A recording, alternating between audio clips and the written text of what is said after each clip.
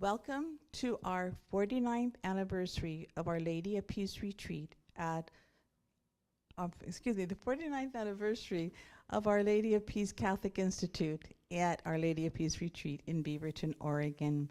We're so happy to have you here with us. We've got a powerful group of speakers, and so we'd like to start with Father Buffington. Now, Father Buffington is actually in place of Father John Horgan, who cannot be here at this time because of his health. So at the last minute, Father Buffington said yes.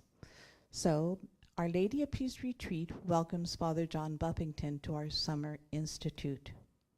Father Buffington is the first non-ethnic and American-born priest in the Chaldean Catholic Church of the Church of the East and the Assyrians.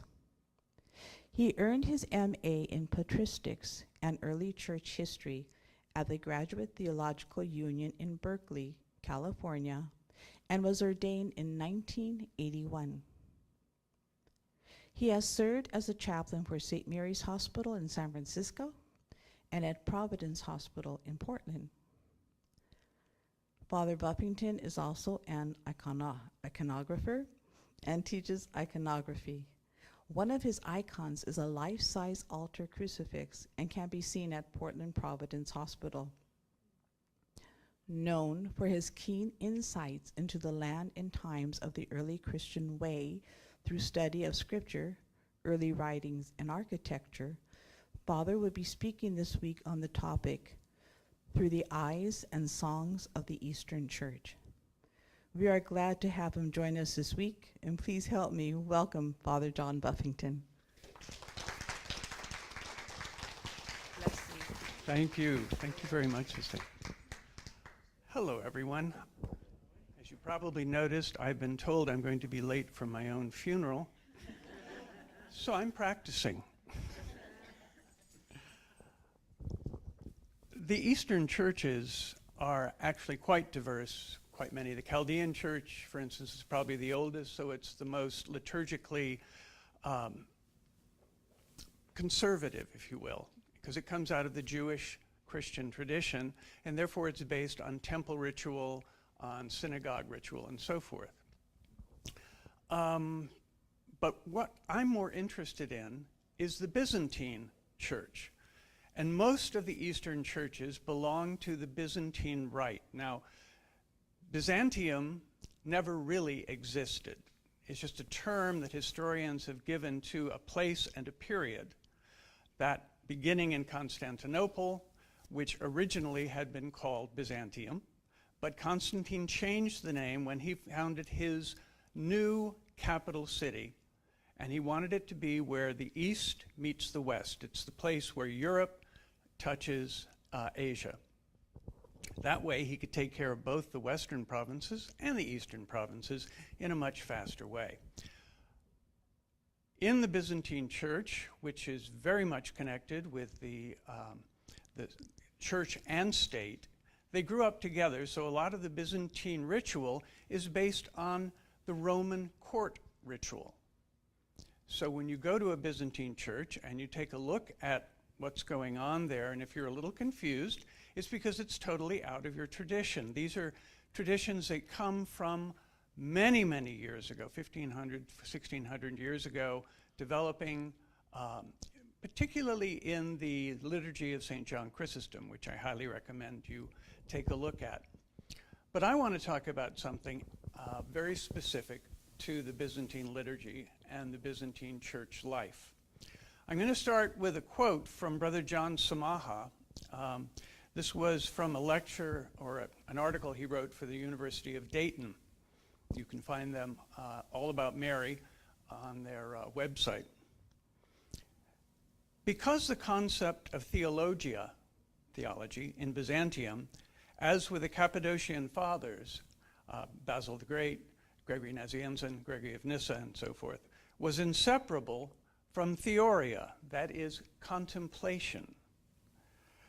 Theology could not be, as it was in the West, a rational deduction from revealed premises, i.e. from scripture or from the statements of an ecclesiastical magisterium, such as we get with Thomas Aquinas or St. Bonaventure or Duns Scotus.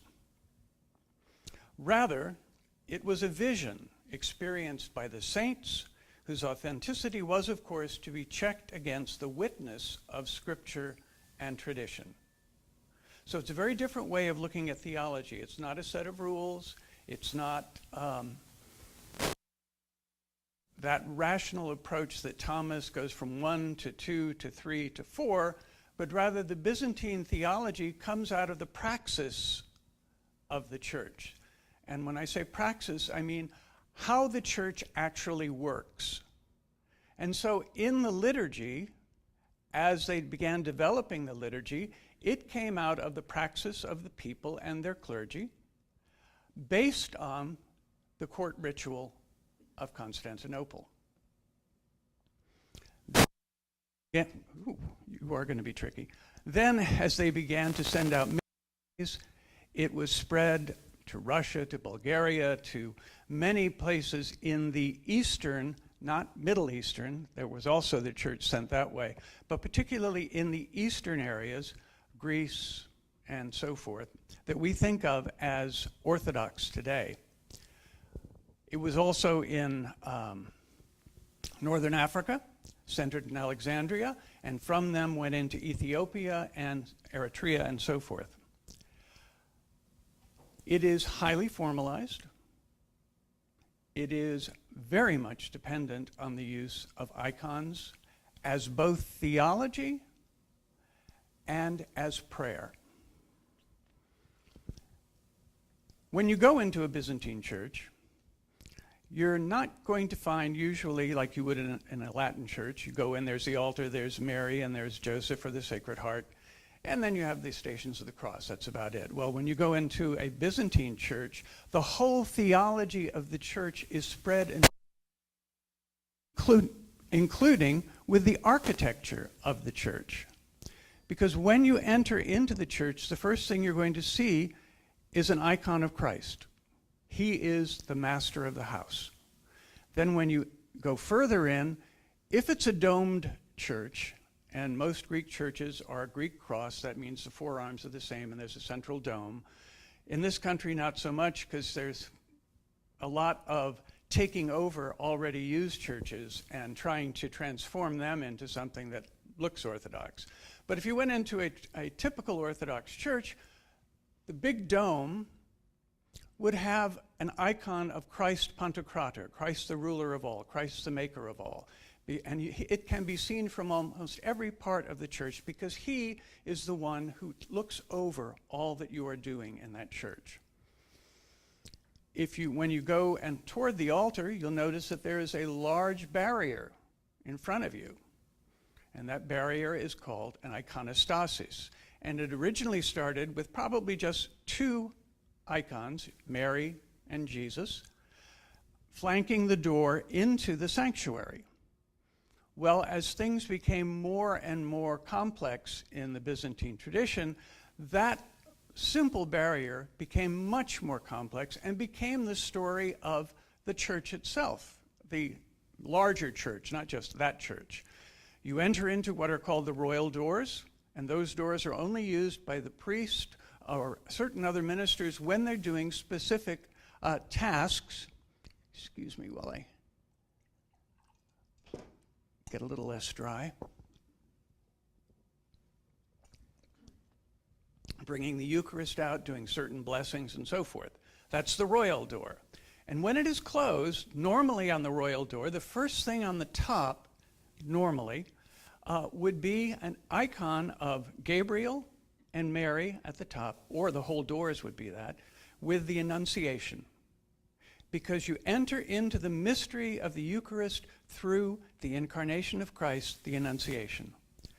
And very commonly underneath those two images would be the four evangelists, if the door itself is not just the incarnation. Now, there are a lot of variations nowadays.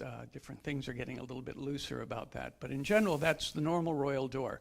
Then to the left-hand side would be a large icon of Our Lady still, and it would be a deesis icon. She would be usually bowing toward the doors or toward the other side of the doors, where is the icon of her son. the Pantocrator. Beyond that, there can be local saints. There can be the saint of the church, for instance. And then there are two other doors, which are the deacon doors, and those are usually decorated either with Gabriel and Michael or with two of the early deacon martyrs, St. Stephen and St. Who's the other one? Pardon? Lawrence, thank you. Whew. The mind, what a terrible thing to waste.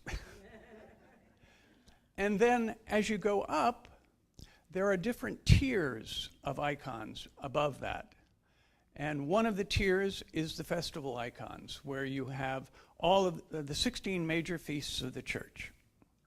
Above that, you have a deesis, and a deesis is a bowing toward the Christ, toward the divinity. So it would be Christ enthroned, then usually Mary on the left and John the Baptist on the right, and then other groups of saints, and above that is going to be the row of prophets, and then above that can be almost anything, all kinds of different saints, depending on how high these sanctuaries are. Now, when you go into a Russian church, for instance, or a Ukrainian church, those things can be 50, 60, 70 feet tall. And if you're looking at an icon that's way up there and you can still see who it is, I used to think those icons were about this big until I finally saw a show of them in the Louvre a couple years ago. And the ones that were way at the top, Boris and Gleb, which I always thought was book size, it's about this tall. So they get really big. But they're very instructive. You're there with the whole history of the church. Now, behind that, on the back wall, above where the altar would be, is nearly always an image of Our Lady of the Sign. And that is an image of Our Lady with her hands outstretched, child, still in her womb, actually, but standing outside that on her garment is the child blessing. But she is really pregnant, and the sign is, and you shall have a sign. A virgin shall conceive and bear a son, and his name will be Emmanuel. So that is the virgin of the sign. And she and the Christ, as the symbol of the incarnation, are there to oversee and to let you know where comes this thing that we do on this altar and all the other blessings that are given in the church. And just in case you missed all of that, as you're and all around the church are going to be icons of various patron saints, favorite saints, and so forth. But as you're leaving the church, on the back wall is normally the Dormition of the Virgin, the falling asleep, or the death of the Virgin, with Christ behind her bier, holding her soul. And then above that is very often a crucifix. So it's a complex physical plane to be in because there's so much there. But it all makes a single story, and that story is our salvation. And that story begins with a certain young Palestinian girl. Now, I want to read another piece from John Samaha. When considering Mary, the mother of Christ, in Orthodoxy, one looks naturally and directly to the liturgical tradition. Liturgy not only includes prayers, hymns, antiphons, and biblical readings of the Divine Liturgy, and liturgies of all feast days of the year, but also an iconographic tradition, closely knit with a liturgical tradition. Icons are never truly separated from liturgical meaning. The experience of knowing Mary is primarily realized in the chanted prayer of the liturgy and in the reverence of her icons. So this is how the Orthodox know Mary, through liturgy and through icons. Now, how do we get to Mary? As I said, she was probably a 14-year-old Palestinian young girl who was given the opportunity to become the mother of God. Now, I don't know many 14-year-olds nowadays that I might go up to and say, hey, how about? But back then, that was a mature woman ready for marriage. There's a slightly different version of that in a book I'm going to be talking about in a few minutes, but about 14, somewhere between 14 and 16 years old she would have been. But we can begin to see a development of interest in the Virgin Mary when we look to the Gospels. Not so much, I mean, she's absent from Paul. Paul had no real interest in Mary. But the first glimpse we have of her in Scripture is in Mark chapter 3, verses 31 to 35, when, quote, his mother and his relatives stand outside and call to speak to him. No virgin birth, no stories in the temple with a child. This is the first of two experiences that Mark gives us of Mary. That one is so tiny, but the second one is just a mention of her name. When they go back to Nazareth and the people exclaim, isn't this the carpenter's son? Isn't his mother Mary? Don't his sisters and brothers live amongst us? That's it. That's all Mark has to say about Mary. And Mark is the first of the Gospels to be written, probably in the year 50 or 60. Now in Matthew, we have the first real image of a person in Mary through the infancy narratives. Now, Matthew 1, 18 through 25, where the indications of the virgin birth first appear. This is the first time you shall conceive, the Holy Spirit shall overshadow you, and you shall conceive, and so that which is conceived shall be called the Son of God. Then the Magi come to honor the child and his mother in chapter 2, verses 1 through 12. I knew I was supposed to be doing something. This is an icon of the Nativity. Now, we do history by A, B, C, D. We like timelines, and I'm very unmessy history. Icons don't do that.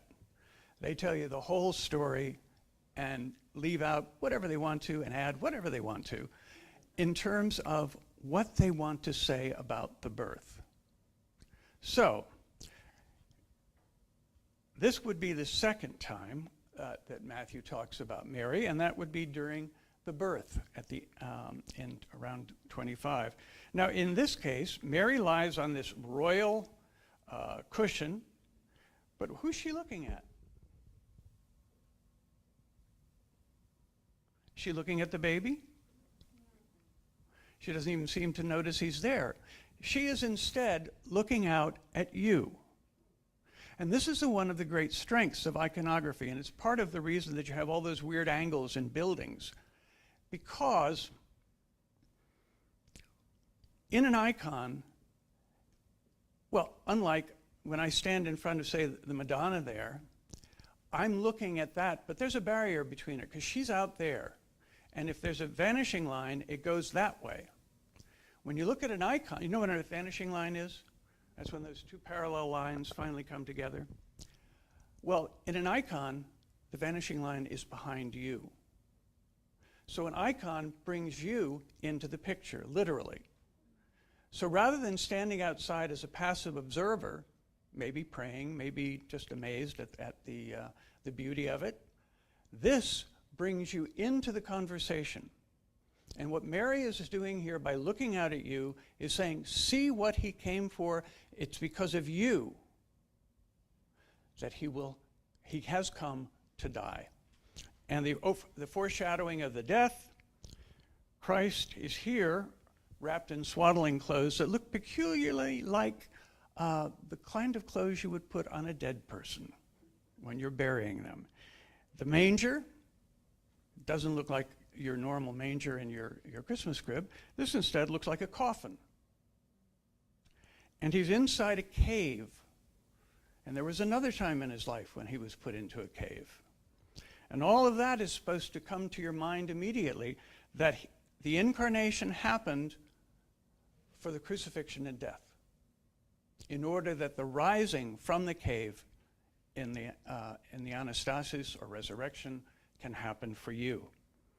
Now there's all these other things that are happening, including the coming of the Magi.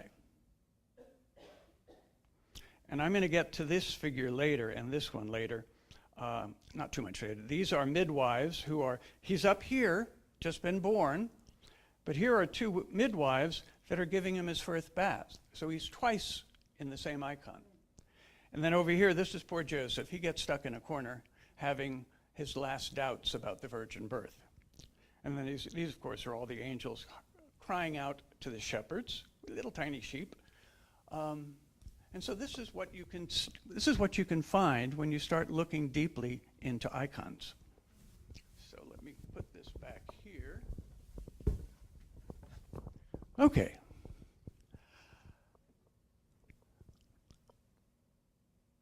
The rest of the infancy narrative, this first part has Mary as the passionate player, if you will.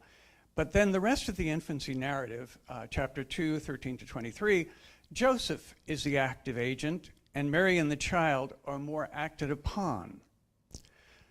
Now later, in Matthew 12, 46 through 50, she appears with his family to speak with him. Again, your mother and your brothers and sisters are outside. So he includes that as well in chapter 12, 46 through 50. But she is not named as being present at the crucifixion. Other women who followed, but no name of Mary. In Luke, no, I just did that one, didn't I? No. Okay, in Luke, she takes on much more character with the whole of the Annunciation and Visitation narratives. So you see her as a person responding to God, responding to the angel, and responding to herself, because she's asking herself these questions. How can this happen? After the visitation, then comes the Nativity, chapter 2, verses 1 through 40. They have all of those nativity scenarios, and then it ends with his youthful visit to the temple, again in chapter 2, this time 41 through 52. And at the end of that chapter, at the end of the youth of Christ, you have Mary, his mother, stored up all these things in her heart. So for Luke, Mary is an important personage in the incarnation. Now, his last view of her is in his narrative as his mother, again, trying to speak with him. So he's the third to use that image. After that, silence. Mary is not mentioned at the cross. Other women's names are mentioned at the cross, but not Mary. Now, in John, remember, there's no nativity scene in John. Instead, John starts way out there in the beginning of time, or before the beginning of time. So Mary's first appearance in John comes at the wedding feast in Cana, which is in John chapter 2, verses 1 through 11, where she, of course, is instrumental at Jesus' first miracle. Son, they have no wine. Woman, what is it to me? Some of us think that's a little harsh, but that would be the traditional way of speaking in those days, even from a child to an adult. That or emmi. They also have diminutives that he would have used.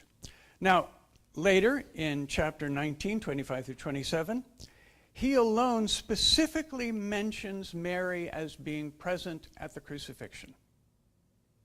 Luke likes circles. He starts with John the Baptist, and he makes that circle with the death of John the Baptist. Then he goes to Mary and the Annunciation, and he ends that circle with Mary at the cross. He will be called the Son of God. At the cross, she knows the reason for him being called Son of God, and giving her to us and us to her. Now, the last biblical reference of Mary is in Acts 1:14, where she's present with the whole company of the early community of the Way in the story of Pentecost. After that, allusion possibly to Mary and most likely allusion to Mary, In the Apocalypse, the woman clothed with the sun, but she is not named as Mary, even though it's pretty obvious that that's the image that he wants to project. However, the Bible took quite a while to gather together. And in fact, it wasn't until Irenaeus wrote his refutation of the heresies that we had a real canon of what was going to be in the Bible and what wasn't going to be in the Bible. But all through this time, interest in Mary kept growing steadily but slowly.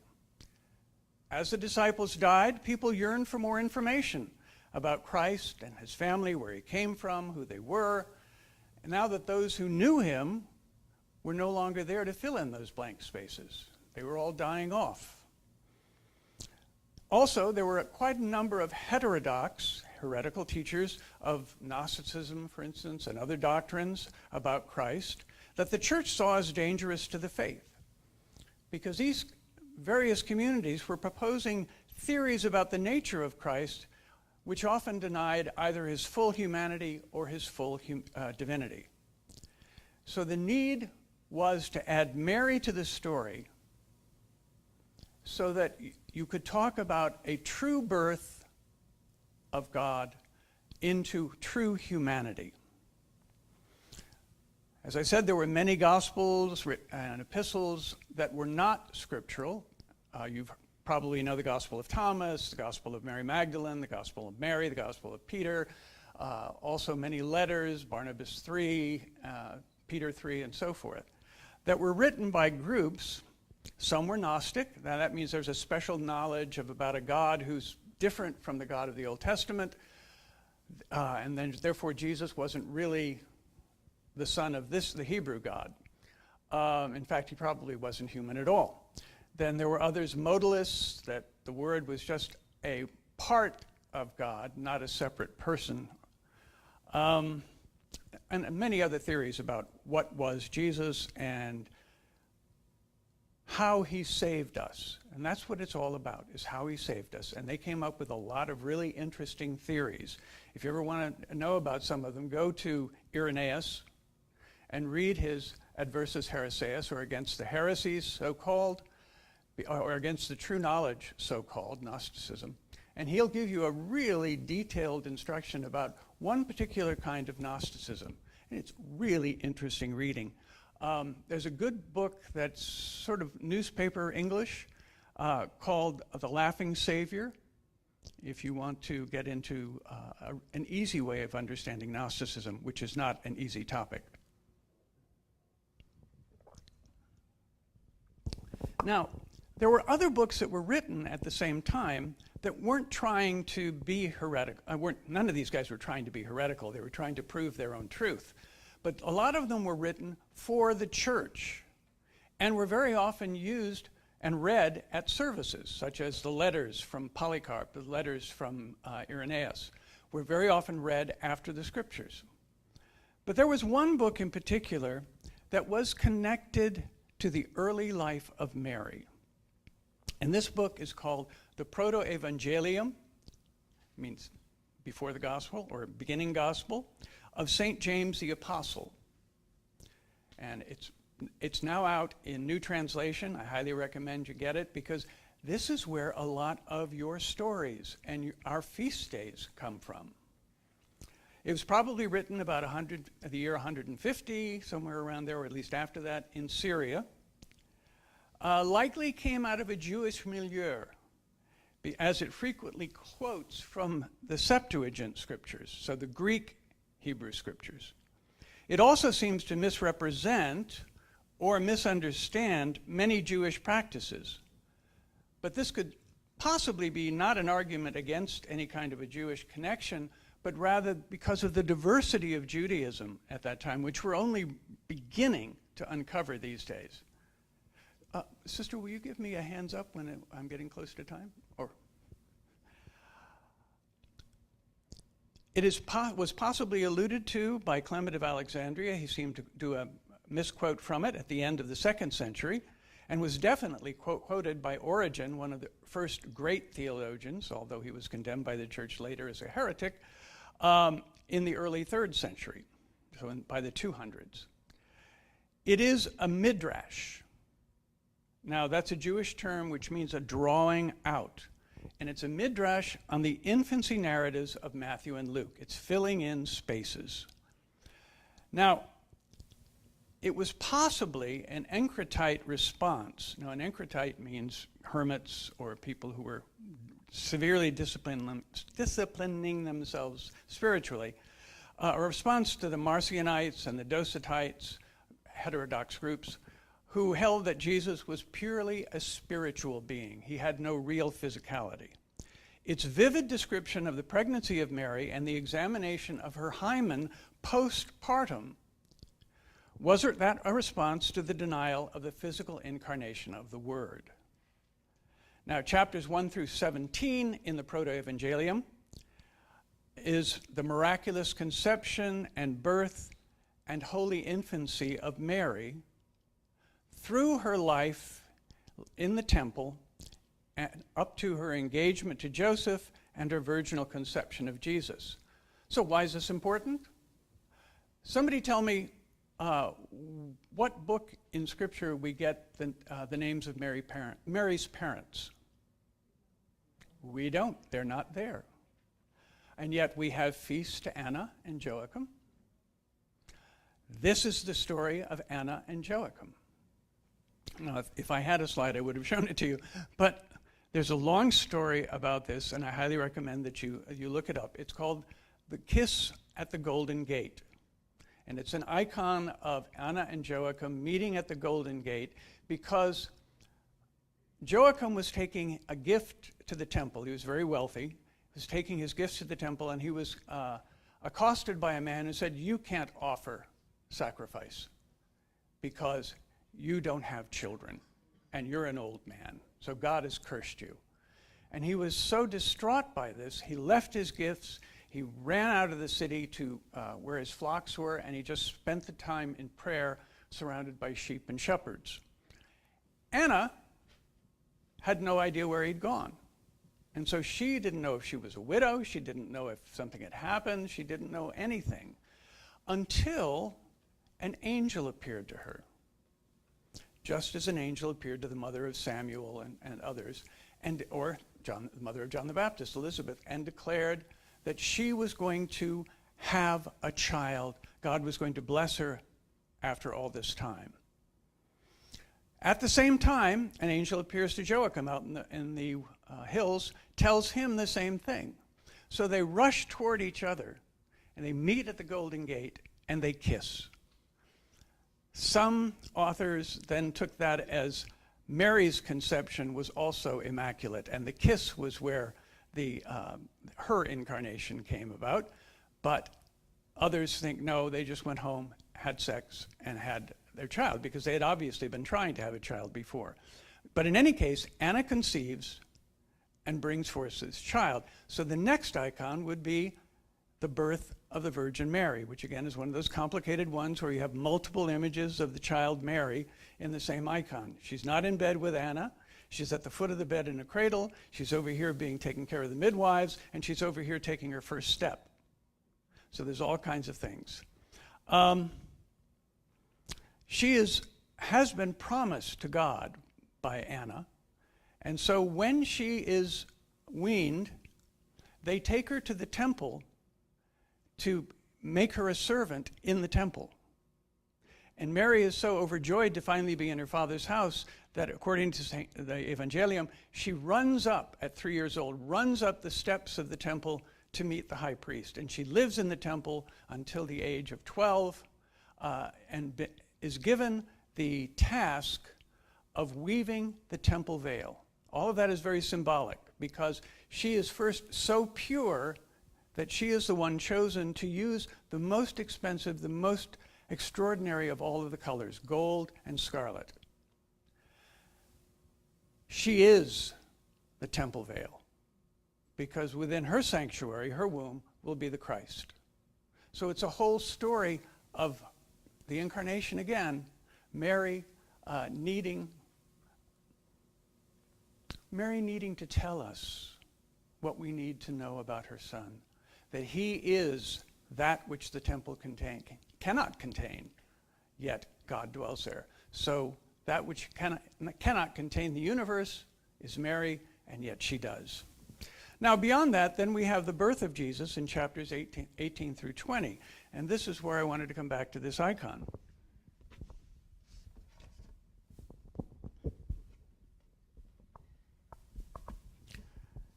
Down here, this is a woman by the name of Salome. And Salome was a midwife that Joseph ran off to get. Well, she arrived, but she didn't believe that when Joseph told her, well, it's my wife, but it's not my child, and she's a virgin. Right, said Salome. But when they arrived back at the stable, or the cave, Christ had already been born. So she didn't need to do her midwife duties, but she did need to take care of getting Mary clean and getting the child clean. But first she demanded, because of her disbelief, that she inspect Mary. If you're claiming that she's still a virgin, I want to see proof. So that is why there's the story that she reaches her right hand in to check the hymen. It is intact, but as she pulls it out, her hand is engulfed in fire because of her disbelief. It doesn't burn up, but it hurts. And when she finally says that, yes, you are intact, the flame goes out. So that's why over one of her hands here, there's a little tiny bit of fire coming out of it. But this is all from James, the Proto-Evangelium. And you thought they were just pictures. So in these chapters, you get a continued emphasis on the ever-virgin Mary. Now, chapter 22 and 24 don't really concern us today. Those are about the murder of Zechariah, the father of John the Baptist, at the altar in the temple, because he was a temple priest. But we're not going to go into that. Now, Anna and Zechariah had a miraculous conception of the Virgin because they were beyond bearing age, and yet God brought them, however, the Virgin Mary. Mary's life in the temple was that of great contemplation, great love, until she came to an age where she might start to menstruate, around the age of 12. So the priests got together and trying to figure out what to do with her, because they couldn't have someone who would possibly defile the temple. Remember, any issue of blood, any issue of bodily fluid would make you unclean. So they needed to get her out of the temple, but they still considered her very holy. So they tried to choose a husband for her. You ever wondered where that staff of flowers in Joseph's statue came from? St. James, the Proto-Evangelium. Because here is where, and in this one, it's specific that Joseph is an old man. He's already been married. He's got children from his first marriage. And so he objects when the high priest says, put your staff with the other guys. You're unmarried now. And it's only because nothing happened when the others put out their staffs on the altar. So as soon as Joseph put his on, it sprouted fruit and flowers. So they knew that this was the appointed one. And Joseph, why me? I'm too old. I'm an old man. I don't need a 14-year-old bride. But he bowed and went on. And then it goes into his questioning of the virgin birth. So the Proto-Evangelium tries to put up the pins so they can be knocked down each time, as he did with the midwife, also with Joseph, because as he journeys to Bethlehem, he's consumed by this question. Then there's the trial of her virginity by Salome, and Salome's punishment, and then it ends with the coming of the Magi, and that's on the other side of that icon. So during this time, that's the most complete image we have of Mary outside of the scriptures. And so this was about the year 150. It has to have been done by the beginning of the 200s. Now, during this time, some few artistic images of Mary began to appear, usually as drawings or paintings in the catacombs. there is one large fragment of an inscribed piece of marble that came from a coffin that also has the three wise men coming to Mary. And it's just scratched in and then ochred out so that you get the image, and that's in the Vatican. By the year 400, big jump, the volume of images of Mary and of other saints and of Christ had begun to increase and to appear throughout the Christian communities. There was a lot of opposition to images in the early church because remember the church came out of the Jewish tradition, and a lot of the missionaries were in areas that were Eastern in their ethos, and images were considered a pagan thing. So you didn't want to get involved in that. But yet, we know from Eusebius, one of the, probably the first church historian, this is the one we have, that he claims that the woman that was healed of the issue of blood, Bernice, she had a house down near Ephesus, and he had gone to it, and he saw in front of her house, now he was against images, he saw in front of her house 2 life-size bronze statues. She had erected one of Christ, and she had erected one of herself reaching out to him for healing. And Eusebius claims to have seen this, along with quite a number of other images and quite a number. In fact, somebody, the wife of the Byzantine emperor wrote him and asked if he could possibly send a picture of Christ. Now, he was the bishop near Jerusalem, not in Jerusalem, but in the area, Nicomedia. And he wrote her back a very angry letter. The image of Christ is in our hearts. The image of Christ is in the church. There should be no images of Christ. And then he goes on to describe the ones that he's seen. So he's very much against it, but he sees it growing in the church. And we begin to see some very early mosaics and some very early fresco work and a lot of just scratching on walls that come back to Mary. For instance, in the catacombs, there's the great Orans picture. You've probably seen a woman standing there with their hands raised. It is thought that that is the Virgin Mary. There are a couple catacomb paintings of her with the child in her lap. And then they begin to grow and they begin to increase and things begin to change. She was taking on an important place both in private devotion and in official liturgy. The first known church dedicated to Mary was the one at Ephesus, in which they held the Council of 431, which is the council that declared the use of the term Theotokos, God-bearer, was not only legitimate, but necessary. Theotokos is a Greek word, theos is God. The ending means one who bears, as in bearing children, one who begets.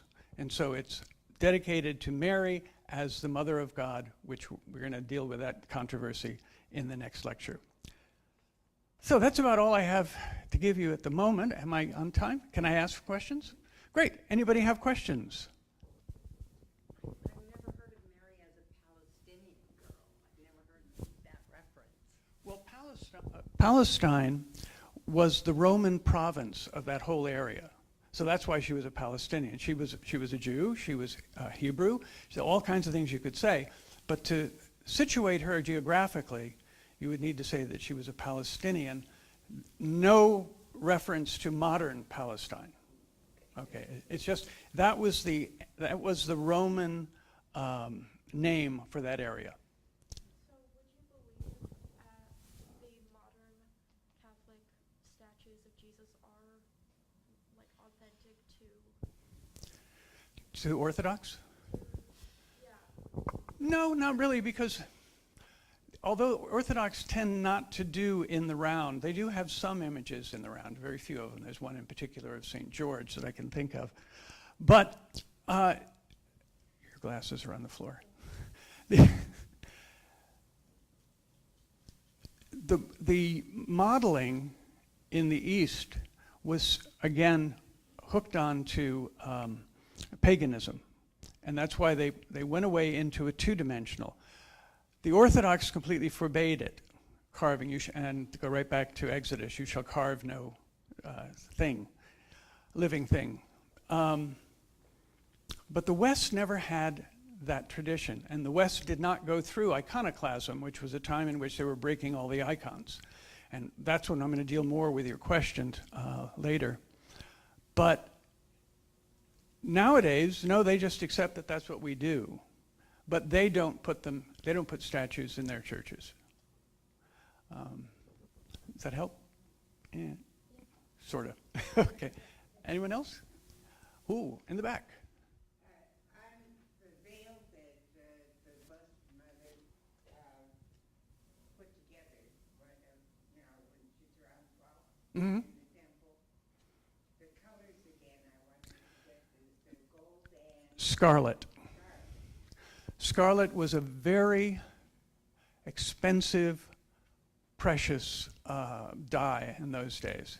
The only one that would have been more is the purple from the murex snail, which took thousands and thousands of snails just to dye one garment. So we killed off the murex fairly quickly. But scarlet comes from a different process, but a very expensive process. So it was scarlet wool. And then, of course, it then works its way back into, she wove that for the temple. At the foot of the cross, they were dividing his garments among them. But when they came to the tunic, they did not want to tear it because it was woven in one piece, top to bottom. I wonder who wove it. Again, circles.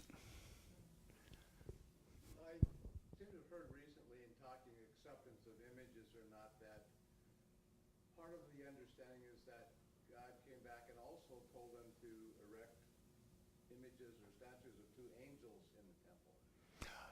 In temple worship, there are many images, and it's the seraphim that are woven into the temple. They're also above the Ark of the Covenant. There are two seraphim. And in other places in the Holy of Holies, it was allowed because angels crowd around God, and they are always subservient to God, so you wouldn't worship them, but you would worship the mystery that they point to.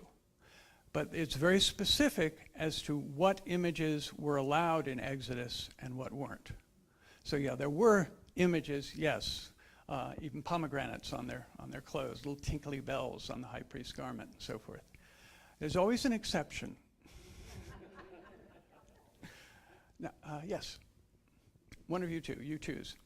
The icons represent theology and prayer. Was it the Byzantine priests and Eastern Church that started them, and is this after Christ? Or how long does it take for an icon to be created? And when did it start? You mean physically to create an icon, like when I do one of these? It just depends on how difficult the subject is. Sometimes you can do one in a couple of weeks. Sometimes you can. I'm working on one now that's 5 feet tall by 10 feet wide. It's a triptych, and I'm just working on the middle 5 foot by 5 foot of the baptism of Christ. And that's going to take me a half a year to finish just the middle section, and then I have to work on the two wings, and that'll take another half year. But icons from this very humble beginning started with just scratches and putting fresco, and then once it became possible to be a Christian, and yet it was still not, Constantine's still not time, Christians would go, for instance, to, at least Roman Christians, would go to the maker of sarcophagi because they wanted to put their dead in, as if they were rich, they wanted to put their dead also in these opulent sarcophagi. But they would go in and they would ask, I really like that one, but I'd like it changed just a little bit. And they always made these things with the faces not filled in or with some other details not filled in so that they could be changed for the individual or made a likeness of whoever's going to be inside the coffin. So they would go in and they would very often go to a coffin that had the story of Endymion. Now, Endymion was a young Greek lad that the goddess Aurora fell in love with. But she knew, she was immortal, she knew he was going to die. He was going to lose his beauty and he was going to die over time. So she then blessed him, if you will, so that he was only awake from the time that dawn began to when the sun rose. So during that little time, about an hour, she could be with him. And the rest of the time, he was asleep. So he's usually shown as a nude youth lying underneath some kind of a grapevine or some other plant. They would take that image and they would say, well, yeah, I'm not really into grapes. How about if we, hang some gourds off of that? And, this is going to sound silly, but why don't you put a big fish at his feet? Endymion becomes Jonah. And they would do that again and again and again and take the things from the Roman tradition and turn it by changing a few things, turning it into Christian. The earliest images of Christ in that tradition have him as an unbearded youth, sitting in the midst, like he would be sitting in the midst of the temple wise men, in this case. Oh, I thought it was me. So you have this development from using things they had, and that's the one time that they were carving in the round in the Christian tradition. And then that, once it became an imperial church, because remember, Constantine did not make Christianity the official church. Is it time? Constantine did not make Christianity the official church. He made it equal to all other religions. It was only after him that paganism was in fact condemned. And I am told we are finished for this lecture. Thank you very much for not falling